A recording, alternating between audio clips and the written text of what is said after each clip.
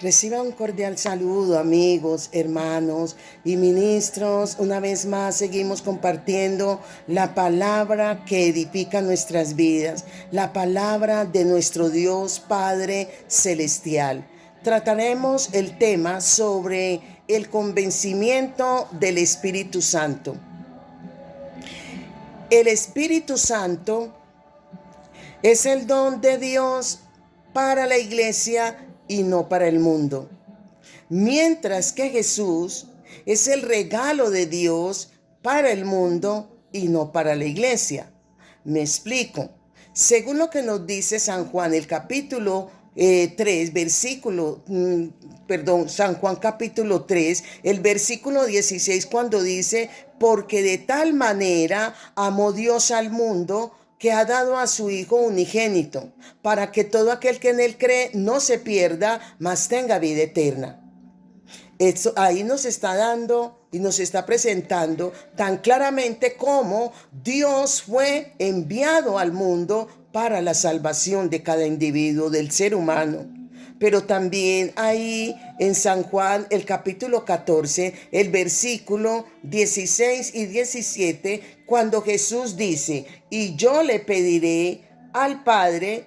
Aquí Jesús le habla a los discípulos cuando le dice, y yo pediré al Padre que mande otro defensor, porque el que estaba presente como defensor era Jesucristo. Pero dice que mande otro defensor, que mande otro consolador, el Espíritu de la verdad, para que esté siempre con ustedes. Los que son del mundo no pueden recibirlo. ¿Por qué? Porque no le ven ni le conocen. Pero ustedes lo conocen, porque Él permanece con ustedes y estará en ustedes. Ahí es donde nos está mostrando, sin dejar de reconocer, que el Espíritu Santo, ¿qué tarea hace con el mundo? El Espíritu Santo interviene de una u otra manera con el mundo cuando está diciendo que el Espíritu Santo convence de pecado, de justicia y de juicio. ¿A quién? Al no cristiano, al que está en el mundo. Pero la tarea específica del Espíritu Santo es con la iglesia, es con el creyente. Por eso dice Jesús, nos deja un defensor, otro defensor, que al irse Él, viene el Espíritu Santo para estar con nosotros como cristianos, como iglesia. Por tanto, también es de entender que aunque Jesús no es el don de Dios para la iglesia, no deja de ser o de tener relación con la iglesia.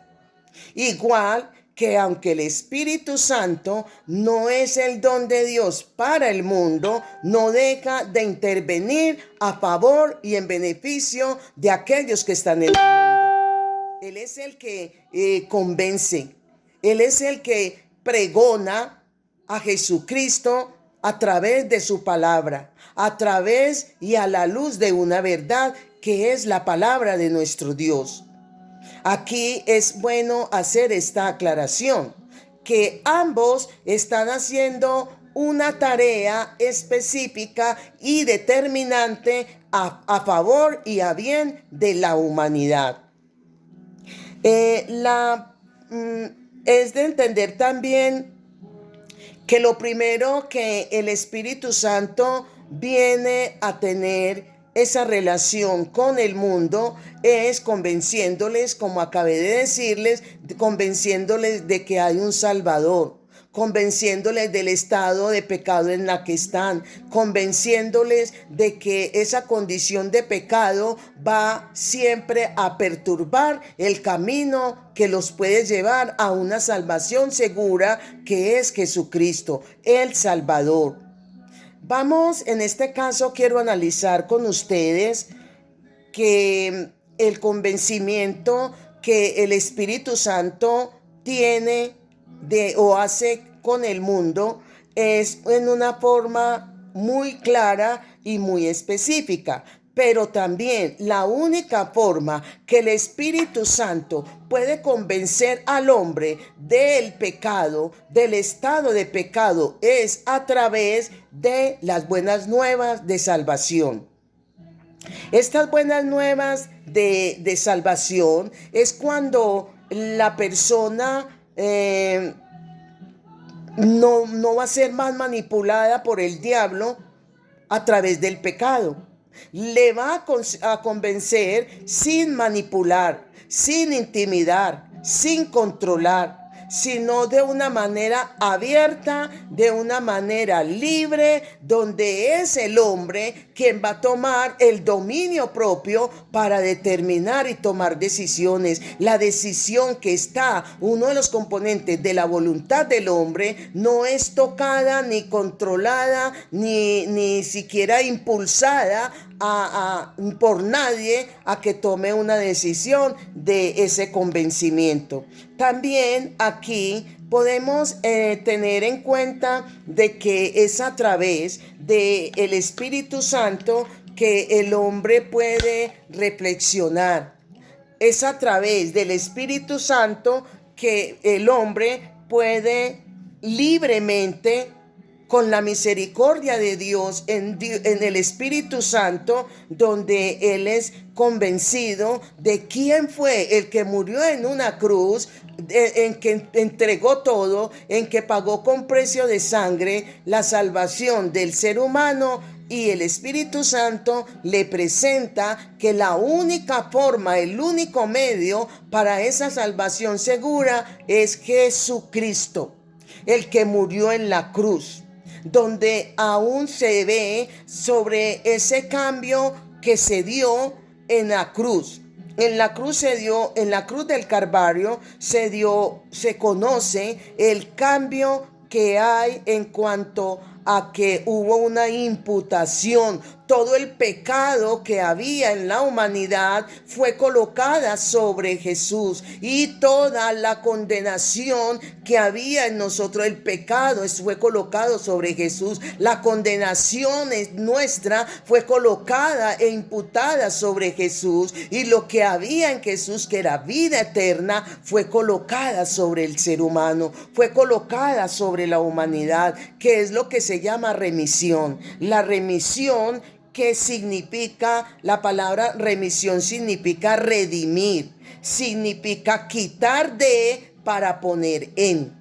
Quitar de nosotros el pecado para colocarlo sobre Jesús, quitar de Jesús la vida eterna y colocarla sobre nosotros. Eso es remisión. Aquí también se tiene en cuenta esa remisión, también tenida como redención. La redención, este término redimir, y el acto de propiciación, que viene del término propiciatorio, que es la etapa de acto de pacto. Tiene que ver donde se derrama la sangre sobre quien se derramaba la sangre, ¿sí? Sobre quien se derramaba esa sangre. Se puede decir, en otras palabras, que sobre quien caía la ira de Dios, más bien, ¿sí? Sobre quien caía la ira de Dios, según Juan capítulo 16, y quiero que lo leamos, de que sobre quien caía la ira de Dios, no se descargaba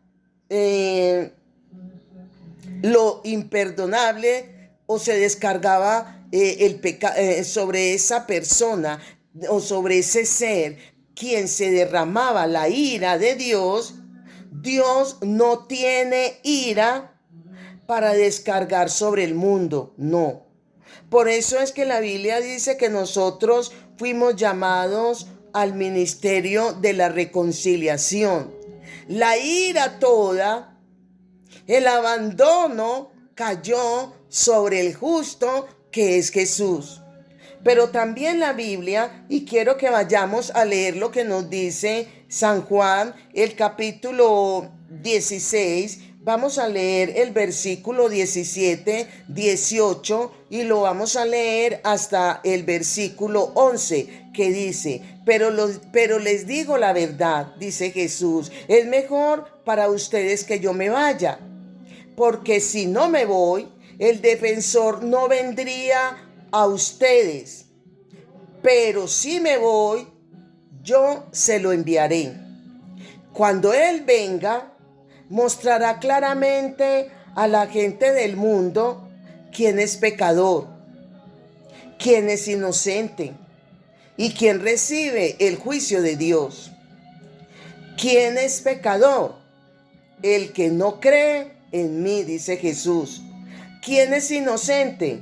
Yo que voy al Padre y ustedes ya no me verán.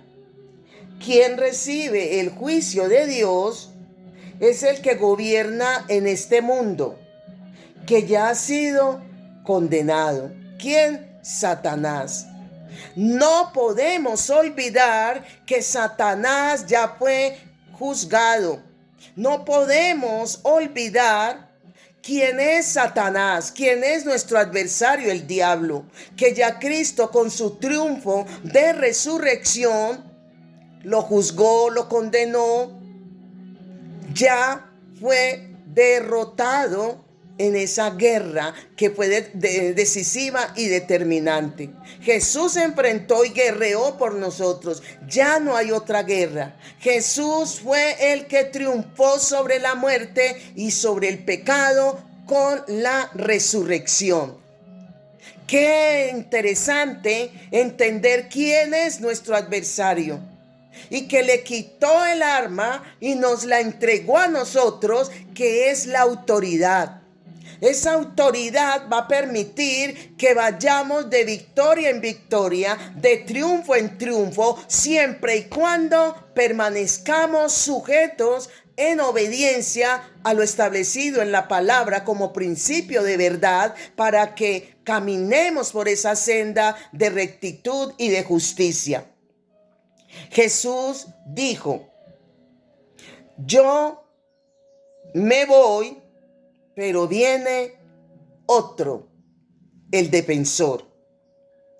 Cuando Él venga, dijo Jesús, va a convencer, dice que va a convencer de pecado, va a convencer de justicia y va a convencer de juicio. ¿A quién? Al perdido.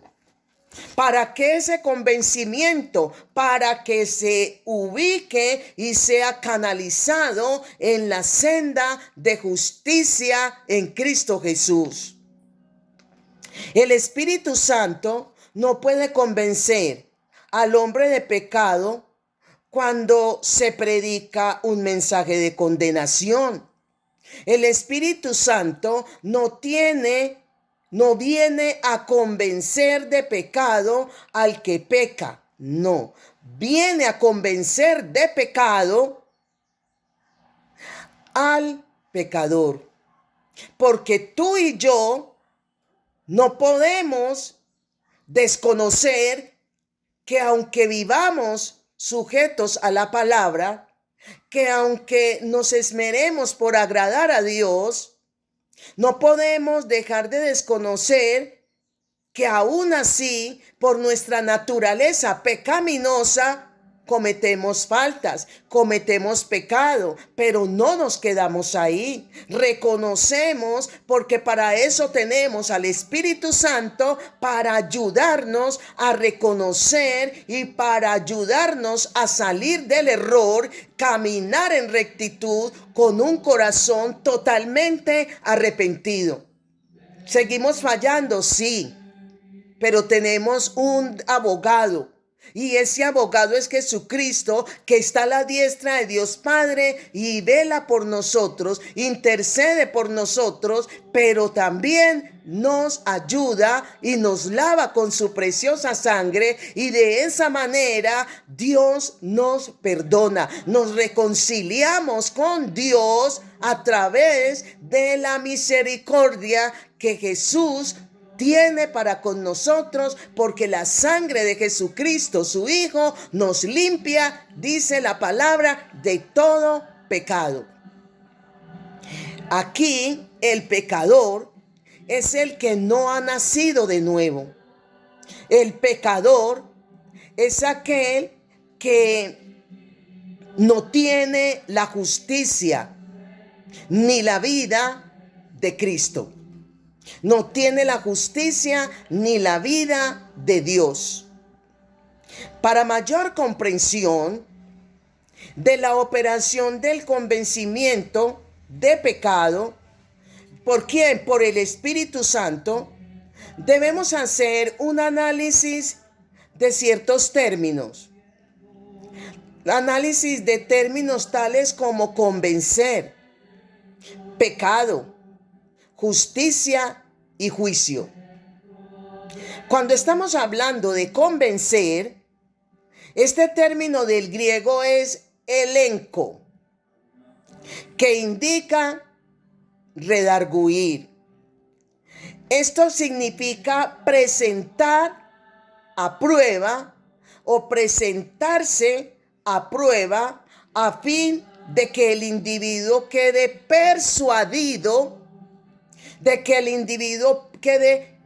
persuadido, ese es el convencer, ser persuadido de su falta.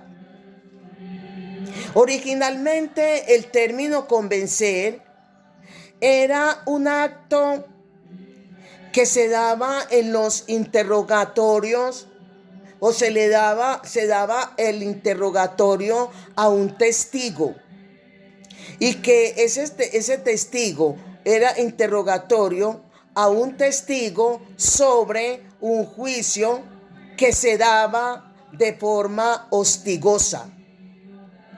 Se daba de forma hostigosa hasta hacerlo admitir, ¿sí?, sus errores.